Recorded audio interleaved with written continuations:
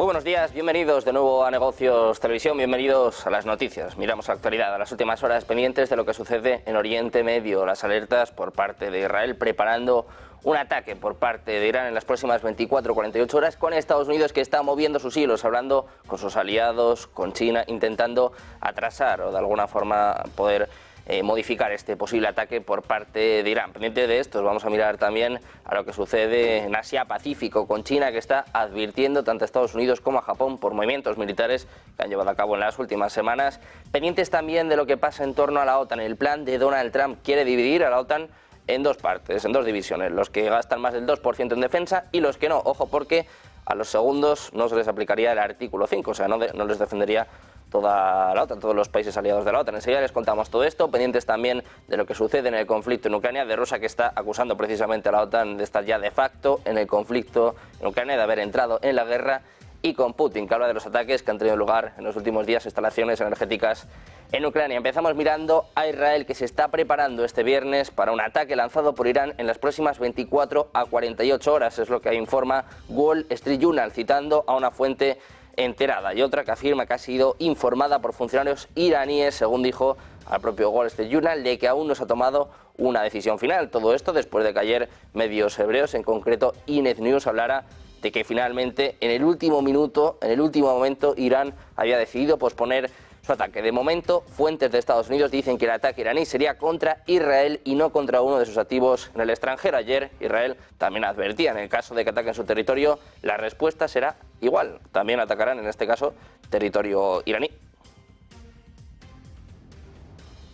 Pendientes de esta cuestión, seguimos profundizando en ello. Seguimos mirando a Irán, que cumplirá su promesa y va a responder al ataque a su embajada en Siria, pero según señala Washington, la represalia se va a hacer de una manera que evite una escalada importante y además admite que no se va a apresurar, un mensaje que acompaña de serias demandas que incluyen una tregua. Según fuentes iraníes a Reuters, este fue el mensaje que Teherán trasladó a Washington en boca de su ministro de Asuntos Exteriores iraní, Hossein Amir Abdollahian, durante una visita que tuvo lugar el domingo al Estado árabe del Golfo de Omán, que a menudo ha actuado como intermediario entre Teherán y Washington. Las fuentes de la Casa Blanca no se han referido a esta información y se limitaban a señalar que Estados Unidos había comunicado a Irán que no estuvo involucrado en el ataque a la embajada. Ninguna declaración oficial al respecto, pero hay fuentes que señalan las posiciones de cada una de las partes. Sin embargo, la inteligencia de Estados Unidos ha confirmado a Irán que fue muy claro en que su respuesta al ataque al complejo de su embajada en Damasco sería controlada y sin escalada, y que además planeaba utilizar representantes regionales, en alusión a las fuerzas propias y a las milicias apoyadas por Teherán, para lanzar una serie de ataques contra Israel. Un mensaje diplomático que apunta a un enfoque cauteloso por parte de Irán, mientras sorpresa como responder al ataque del 1 de abril en su consulado en Siria.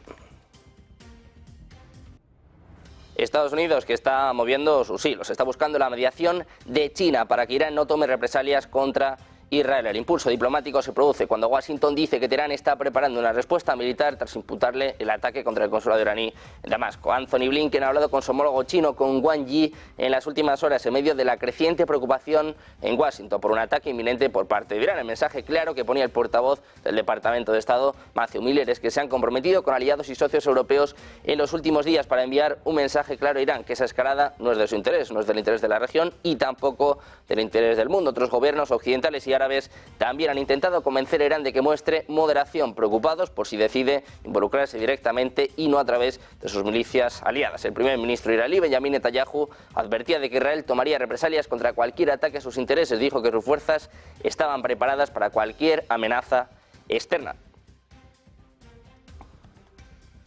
Hay respuesta por parte de China, por parte del ministro de Asuntos Exteriores chino, Wang Yi. Ha hablado por teléfono con el secretario de Estado de Estados Unidos, con Anthony Blinken, según apuntaba este viernes el Ministerio de Relaciones Exteriores de China. Condenó el reciente ataque al consulado iraní en Siria, enfatizando que no se debe violar la seguridad de las instituciones diplomáticas y que se debe respetar la soberanía de Irán y Siria. El ministerio dijo que la llamada fue iniciada por Washington y la AFP informa de que Blinken quería que China ayudara a reducir las tensiones entre Irán Israel. Por su parte, Irán ha amenazado repetidamente con atacar a Israel en los últimos días, culpándole del ataque al consulado. El portavoz del Ministerio de Asuntos Exteriores chino, Mao Ning, dijo que Beijing seguirá desempeñando un papel constructivo en la resolución de la cuestión de Oriente Medio y subrayó que Estados Unidos debería desempeñar también un papel constructivo.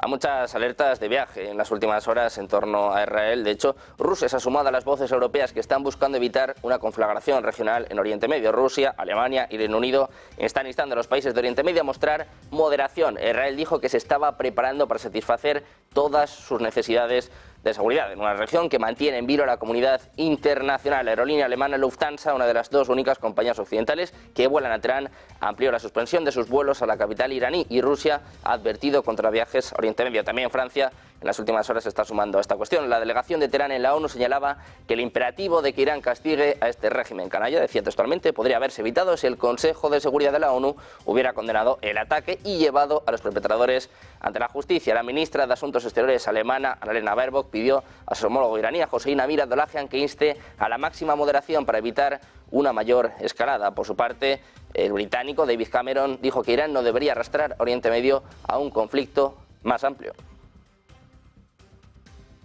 Pendientes también un día más de lo que sucede en el Mar Rojo. El ejército estadounidense ha dicho este jueves que había destruido un misil balístico antibuque lanzado desde una zona de Yemen controlada por los hutíes. El Comando Central de Estados Unidos dijo en una declaración escrita una vez más que no se reportaron heridos ni daños a buques estadounidenses de la coalición o mercantes.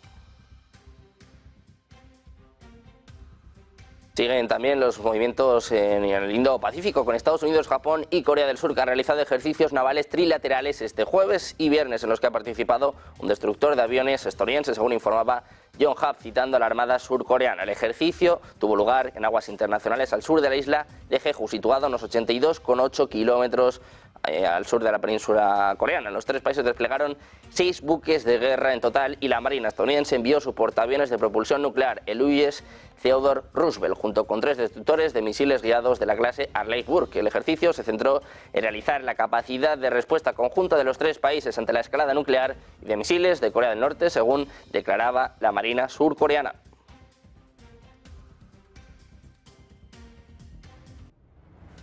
La respuesta por parte de China a estos ejercicios conjuntos por parte de la portavoz del Ministerio de Asuntos Exteriores chino, Mao Ning, ha estado este viernes a Japón y a Filipinas a no involucrarse en la creación de bloques y camarillas ni en acciones provocativas en los mares de China Oriental y Meridional. En una conferencia de prensa, Mao pidió a Tokio y Manila que no introduzcan una confrontación en el campo e inviten a países fuera de la región a contribuir a tales tensiones. Insistió en que China está firmemente comprometida con su soberanía, incluidos sus territorios marítimos, y con mantener el diálogo con sus demás países de la zona. Sus comentarios se produjeron después de que Estados Unidos, Japón y Filipinas emitieran una declaración conjunta y calificaran la postura de China hacia el mar de China Meridional como peligrosa y agresiva. Como resultado, el Ministerio de Asuntos Exteriores chino ha convocado al enviado de Japón al país, a Kanasugi Kenji.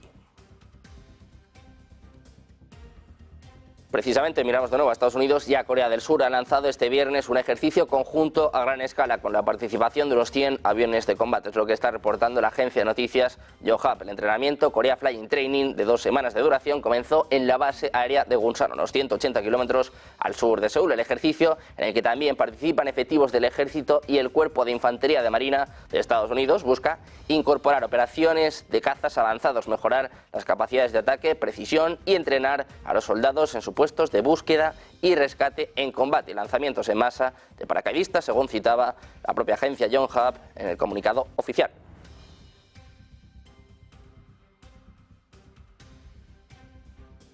Pendientes también de lo que sucede en torno a la OTAN, pendientes de Donald Trump, a unos meses para que tengan lugar las elecciones en Estados Unidos. Ojo a lo que está reportando la cadena CNN. Se ha enterado de que el potencial candidato presidencial estadounidense planea dividir a los países de la OTAN en 2 niveles, dependiendo de su gasto en defensa. Quiere obligar a Rusia y Ucrania a iniciar negociaciones para poner fin a las acciones de combate. Las fuentes de CNN dijeron que estas conversaciones, en las que muchos embajadores europeos se enteraron de que Trump quiere promover la idea de una OTAN de 2 niveles, que los países que gastan menos del 2% del PIB en defensa no estarían protegidos por el artículo 5 del Tratado del Atlántico Norte. En cuanto a los planes de Trump de detener rápidamente la guerra en Ucrania, algunos diplomáticos extranjeros supuestamente escucharon que quiere llevar a Moscú y a Kiev a la mesa de negociaciones y alentarlos a llegar a un acuerdo para poner fin a los combates. Queda poco para las elecciones en Estados Unidos. Es evidente la postura de Trump con la OTAN. Ahora la CNN habla de que va a haber una clasificación, 2 niveles, los que gastan más del 2% en defensa, que sí que estarían defendidos por el artículo 5, y los que no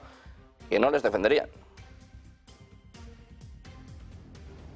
Miramos de nuevo a la OTAN, miramos a España. El Instituto Nacional de Ciberseguridad de España, INCIBE, ha sido designado por la OTAN como la única aceleradora de startups de ciberseguridad de la Alianza Atlántica en España, según ha anunciado el ministro para la Transformación Digital y la Función Pública, José Luis Escrivá, este viernes en los desayunos informativos de Europa Press. El INCIBE presentó su candidatura en febrero de 2023 para poner en marcha una red de laboratorios para certificar la ciberseguridad de productos, soluciones y servicios innovadores por parte de las nuevas empresas que la OTAN quiere promover durante los próximos años. La designación del INCIBE para ello en España se ha producido a través del programa DIARA, Defense Innovation Accelerator for the North Atlantic.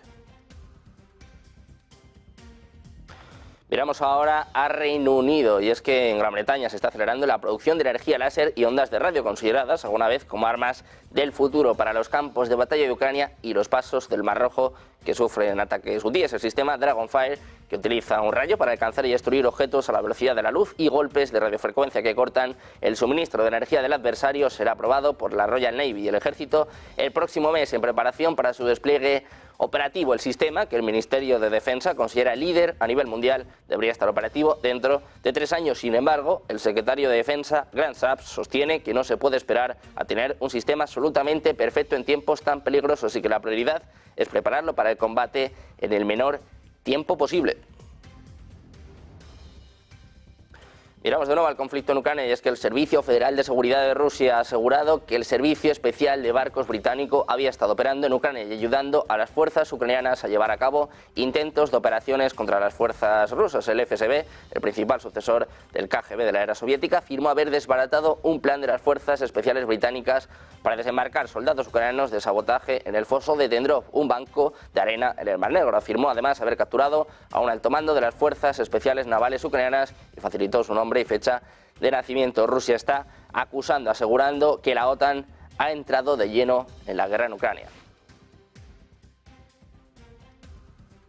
Pendientes también de la reunión que tuvo lugar ayer entre el presidente ruso, Vladimir Putin, y el presidente bielorruso, Alexander Lukashenko. Se reunieron en Moscú para hablar de Ucrania y también de la cooperación bilateral entre ambos países. El presidente bielorruso se ha mostrado crítico con el apoyo occidental a Kiev. Le ha acusado de avanzar hacia una escalada del conflicto con el suministro de armas y munición. El gran aliado de Moscú ha advertido además contra esos mensajes que apuntan a un envío de tropas a Ucrania, posiblemente a su frontera con Bielorrusia. Advierte que estarán esperando.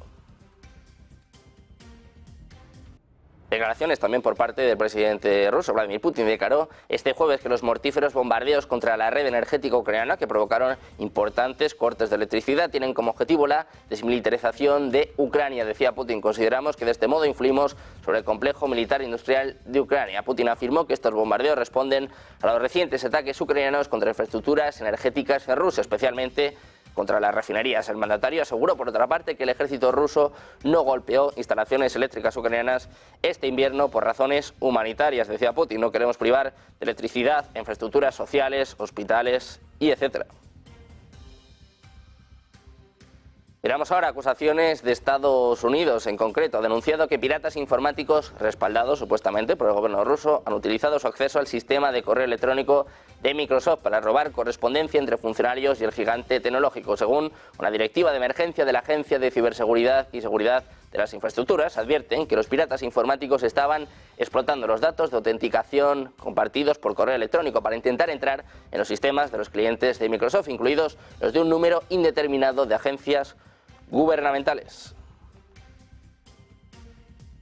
Miramos ahora a Polonia. Está acusando a Estados Unidos, sobre todo por atrasar la ayuda a Ucrania. Radosław Sikorski, ministro de Asuntos Exteriores de Polonia, ha criticado al Congreso de Estados Unidos por el prolongado atraso en decidir sobre la ayuda a Ucrania. Destacó que Ucrania ya se está quedando sin misiles para sus sistemas de defensa aérea, por lo que la situación humanitaria va a empeorar. Sikorski afirmó que tales ataques contra infraestructuras civiles constituyen un crimen de guerra y ha enfatizado en que Kiev lleva mucho tiempo solicitando el desbloqueo de la ayuda estadounidense. Decía Sikorski: ahora tenemos el resultado de su ausencia. Una tras otra, las centrales eléctricas ucranianas están siendo destruidas. Pronto las ciudades ucranianas se quedarán sin electricidad. Espero que se convierta en una ola de refugiados.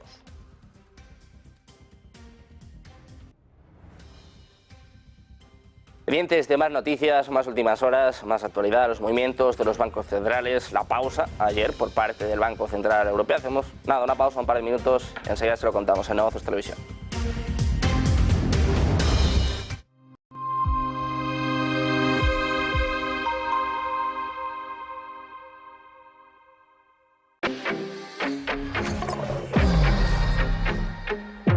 ¿Quieres invertir en bolsa? Déjame enseñarte algo. Él es Guille, compra acciones de empresas de videojuegos. Y él es Javier, invierte en acciones del mundo del motor. Y ella es... ¿Pero cuál es la comisión? 0 comisión. Abre tu cuenta de cliente totalmente online e invierte en acciones y fondos cotizados sin comisiones hasta 100.000 euros al mes. ¿Y tú? ¿En qué vas a invertir?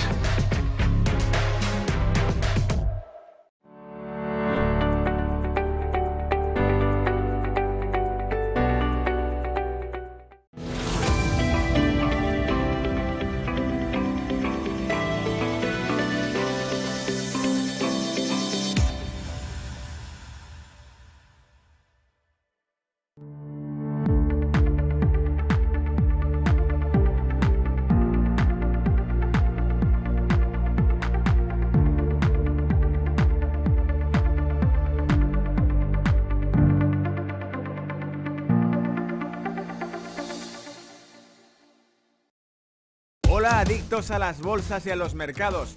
Si te parece demasiado complejo el escenario global y necesitas una ayuda a la hora de entender los mercados,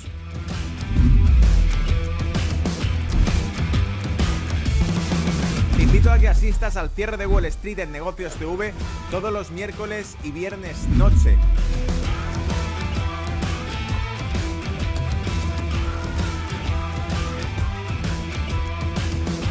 Donde no solamente empleamos los gráficos, sino también el análisis de datos fundamental, macroeconómico y los factores geopolíticos que revelan la situación real de los mercados. Te esperamos, no faltes. Chao.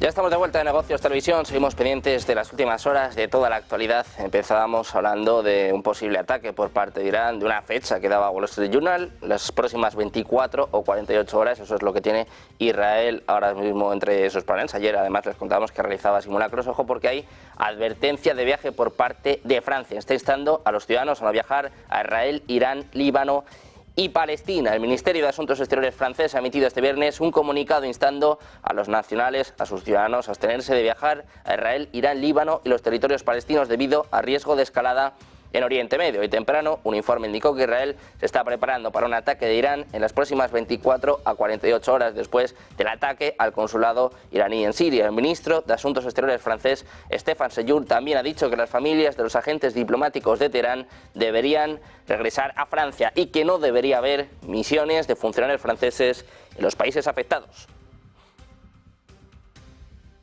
Pendientes de lo que sucede en Oriente Medio, miramos ahora a los bancos centrales, al BCE, que mantiene los tipos de interés de referencia en el 4,5% y apunta a un primer recorte en junio. Christine Lagarde enviaba con bastante claridad la idea de que el enfriamiento de la inflación pronto le permitirá iniciar recortes, subrayando, eso sí, que no se esperarán a todos los elementos de los precios que alcancen el 2%. Advertía además que habría fluctuaciones sobre cuál es el rango de consenso. Advertía que unos pocos miembros del BCE estaban listos para recortar tipos ya en esta reunión. Decía que se sentían lo suficientemente confiados para bajar las tasas de interés sobre la base de los datos limitados que recibimos en abril, pero al final, dice, se unieron al consenso. Importante la distancia que quiso marcar entre la inflación de la eurozona y de Estados Unidos. Apuntaba a la dinámica de la inflación en Estados Unidos y la zona euro. Dice que es diferente debido a múltiples aspectos como la política fiscal, la situación energética o el comportamiento de los consumidores.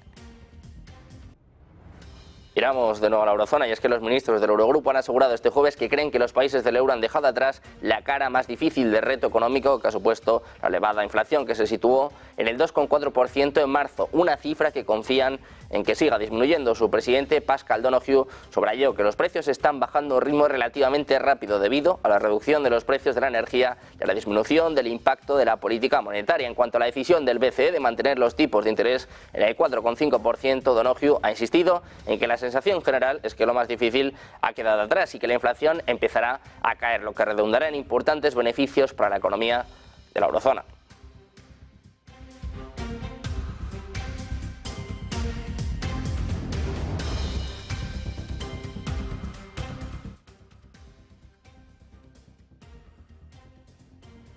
Miramos también a los mercados, en este caso miramos a Wall Street, pendientes hoy de la última sesión de la semana. Les contamos cómo cerraron ayer los principales índices. Hablamos, por ejemplo, del S&P 500 o del Nasdaq, que cerraban al alza este jueves con los valores tecnológicos a la cabeza. Todo esto tras la publicación de los últimos datos de inflación, en concreto de la mayorista más débiles de lo esperado, datos que reavivaban la esperanza de que la inflación siga en una tendencia de enfriamiento. Las acciones de megacapitalización sensibles a las tasas de interés subían. Un informe del Departamento de Trabajo mostró que el índice de precios al productor para la demanda final subió un 0,2% en marzo frente a las previsiones de un alza del 0,3% de los economistas encuestados por Reuters. En términos anuales avanzaba un 2,1% frente a la estimación del 2,2%. John Williams, presidente del Banco de la Reserva Federal de Nueva York, dijo que no hay una necesidad clara de ajustar la política monetaria en el muy corto plazo, mientras el presidente de la Reserva Federal de Richmond, Thomas Barkin, citó los últimos datos de inflación y dijo que el Banco Central aún no confía en que las presiones sobre los precios sigan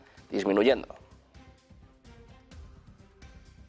Los inversores, con permiso de la macro, a partir de este viernes asisten a ese gran evento, la temporada de resultados, que empieza oficialmente con las cuentas de la gran banca americana. Hoy tenemos trío de grandes bancos. Hablamos de JP Morgan, Citigroup y Wells Fargo, publicando sus cuentas trimestrales este viernes por la mañana. Se espera que las ganancias de las grandes empresas relacionadas con la tecnología vuelvan a liderar el crecimiento de las ganancias del S&P 500 en el próximo periodo de presentación de informes en Estados Unidos, lo que podría reavivar el optimismo para las acciones después de un débil comienzo de abril. Los analistas esperan que las empresas del S&P 500 en conjunto informen que sus ganancias aumentaron un 5% en el primer trimestre respecto al año anterior, según datos de LSG, después de un crecimiento de ganancias mucho más fuerte de lo esperado del 10,1% en el cuarto trimestre de 2023, liderados por ganancias en tecnologías de megacapitalización. Miramos también en los rendimientos de los bonos del Tesoro de Estados Unidos. Subían este jueves tras la publicación de datos de precios a la producción de marzo, más débiles de lo esperado, y el retorno a 2 años, que alcanzó el 5% por primera vez desde noviembre. El índice de precios a la producción subió un 0,2% mensual en marzo, menos de lo esperado. Por otra parte, el número de nuevas solicitudes de subsidio de desempleo cayó más de lo esperado la semana pasada, lo que sugiere que el mercado laboral sigue bastante ajustado. El rendimiento de referencia a 10 años cotizaba al 4,574%, aproximadamente un punto básico por encima de los niveles del miércoles. El retorno a 2 años, que suele reflejar más directamente las expectativas de la política monetaria, cotizaba en el 4,956% tras llegar a alcanzar incluso el 5% en la sesión de ayer. Aunque los precios a la producción de marzo fueron una buena noticia el jueves, los inversores seguían afectados por la publicación el miércoles del índice de precios al consumo, que mostró que la inflación sigue estancada. Miramos ahora a Argentina. El Banco Central de Argentina ha recortado su tasa de interés de referencia en 10 puntos hasta el 70%, es lo que dijo la autoridad monetaria el jueves. El tercer ajuste desde que el presidente Javier Milei asumió el cargo en diciembre y tenía como objetivo frenar la inflación galopante. La medida, desde el nivel anterior del 80%, subraya la confianza del gobierno en reducir la inflación, que se sitúa todavía anualmente más del 275%. El banco añadió que desde que Milei asumió el cargo, la base monetaria se había reducido sustancialmente, lo que ayuda a absorber liquidez y frenar los aumentos de precios. El País revelará que los datos de inflación de marzo el viernes, que los analistas sitúan en el 12% para el mes, y el gobierno ha dicho que debería estar cerca del 10%. Eso es menos que un máximo de más del 25% en diciembre, después de una fuerte devaluación de la moneda por parte de Milei. Pendientes de más noticias, más últimas horas, más actualidad, todas las claves de esta última sesión de la semana en Europa, en Wall Street. No se vayan, porque hacemos una pausa y enseguida comienza Ponte en Acción de la mano de Eva Villalba.